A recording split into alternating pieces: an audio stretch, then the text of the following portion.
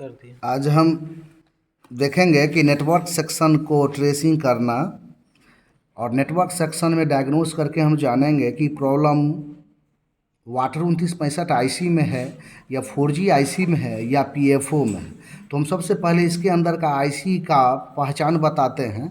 Antenna switch से direct रूप से जुड़ा हुआ दिख रहा है, इसी का नाम 2G आईसी है, इसी का नाम पीएफओ है और कॉलिंग के दौरान यही काम करता है।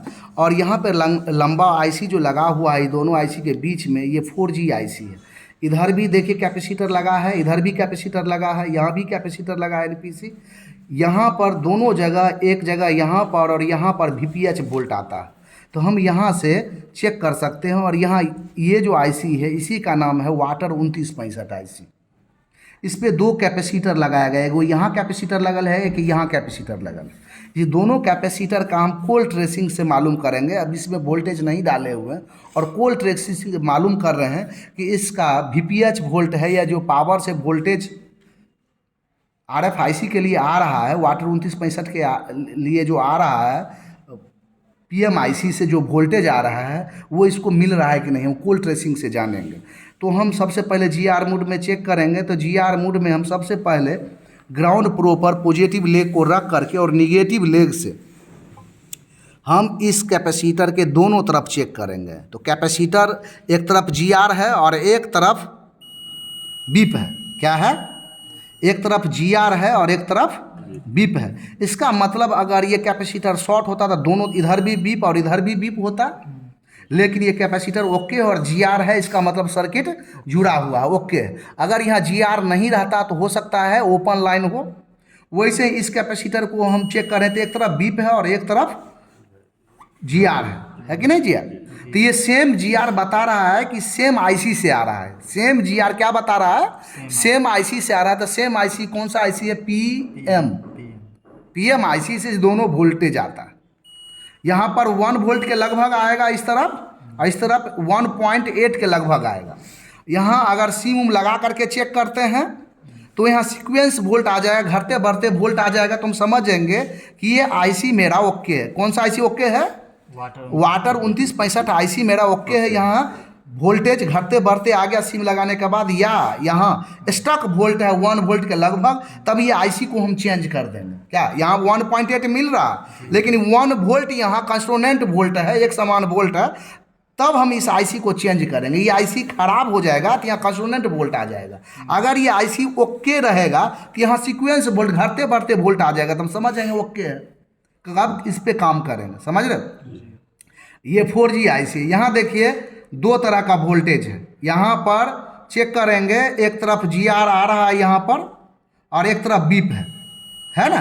तो हम इस आईसी से वीपीएच वोल्ट कौन है, हम इससे चेक करेंगे। तो यहाँ से देखिए बीप है। तो ये क्या है? वीपीएच इस आईसी को मिल रहा है और वीपीएच यहाँ भी मिल रहा है, तब ये बीप है। वीपीएच से वीपीएच बीप है। तो हम इस पर अगर वीपीएच चेक करते हैं, अगर जीआर है तो ओके है। यहाँ पर जैसे चेक कर रहे हैं, देखिए यहाँ पर जीआर है तो ये ओके। अगर जीआर यहाँ पर नहीं है तब इससे उठा करके बाईपास जंपर कर देंगे, वीपीएच वोल्ट पहुँच जाएगा, प्रॉब्लम सॉल्व हो जाएगा। समझ लोगे ना? अब यहाँ पर आएगा, यहाँ चेक कर रहे हैं तो यहाँ आ रहा है, ये तो बता रहा है पीएम से। देखिए इसका जो जीआर है वही जीआर इसका भी है और इसका जीआर चेंज होगा, ध्यान देना। तो ये इसका जीआर जो है वही जीआर ये है, तो ये कहाँ जुड़ल है? पीएम से। तो ये भी आएगा रेगुलेटर वोल्ट पीएम से। तो पीएम से इसको एनेबल सिग्नल करता है, तब ये ऑन होता है। 1.8 का वोल्ट जब तक इस पे नहीं आएगा तो ये आईसी 4G ऑन नहीं होगा।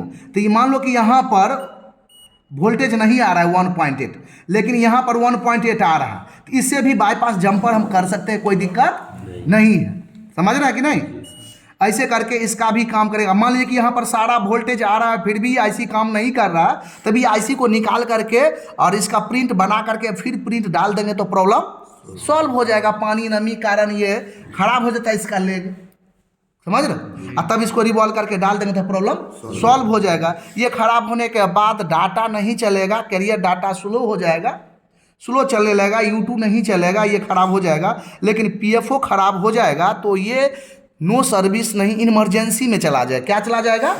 इमरजेंसी में हमेशा सेट रहेगा, कभी नेटवर्क नहीं आएगा। इसलिए कि रिसीविंग, फर्स्ट रिसीविंग इसी का काम होता है। तब इसको क्या करेंगे, हम निकाल के रिवॉल्व करके डालेंगे, यहाँ वोल्टेज चेक करेंगे, और जब ये काम नहीं करेगा तो इसको चेंज करेंगे या रिवॉल्व करके देखेंगे, प्रॉब्लम सॉल्व होगा। यहाँ वोल्टेज आना चाहिए 4.2 के लगभग इस तरफ,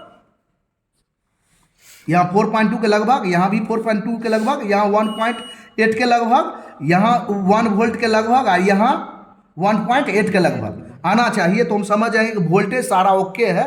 मान लीजिए यहाँ 1.8 वोल्टेज आता ही नहीं है, यहाँ पर 1.8 का वोल्टेज नहीं मिल रहा है, तो कभी इस पे काम नहीं करेंगे। तब हम ये पीएम पे काम करेंगे। किस आईसी पर काम करेंगे? पीएम को रिवॉल्व करेंगे, ना कि उस पे कभी काम करेंगे।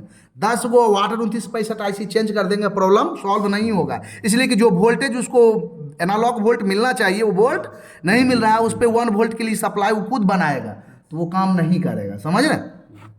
इसको रिवॉल्व करा। अगर यहाँ 1.8 नहीं आ रहा है, यहाँ पर 1.8 नहीं आ रहा है, तब हम क्या करेंगे, इस आईसी को रिवॉल्विंग करेंगे। समझ रहे? अब बात रहा कि इसके अंदर बहुत छोटा छोटा ये जो क्रिस्टल का बना हुआ चमकीला दिख रहा है, ये सब क्या है? देखिए क्या होता है, यही से 2 बैंड की यूज होता है। एक होता है जिसको हम लोग बोलते हैं जीएसएम नेटवर्क। तो ये आईसी बना करके इस बैंड से गुजार करके लो बैंड तो लो को मिलेगा और हाई बैंड तो हाई को मिलेगा। समझ रहे? जी सर। रिसीविंग और ट्रांसमिटिंग के दौरान इसका काम होता है। अगर ये खराब हो जाए कोई वजह से तो कॉलिंग जाएगा और आएगा नहीं, तो क्या हो गया, रिसीविंग खराब हो गया। और जब कॉलिंग जाएगा नहीं तो ट्रांसमिटिंग खराब हो गया। तो इसके अंदर का हम देखेंगे, इसको चेंज कर देंगे। देखिए यहाँ सबसे ज़्यादा जो कंपोनेंट्स लगा हुआ है वो आरएफआईसी के नज़दीक लगा हुआ है। तो हम इससे पहचान लिए कि ज़्यादा से ज़्यादा कंपोनेंट्स लगा हुआ है, तो ये आरएफआईसी। लंबा जो इसमें देखिए 2 वर्गाकार है और 1 आयताकार है। तो ये आयताकार बता रहा है कि ये 4G के लिए काम कर रहा है, और ये 2G के लिए काम कर रहा है, और ये RF ट्विन करने का काम कर रहा है।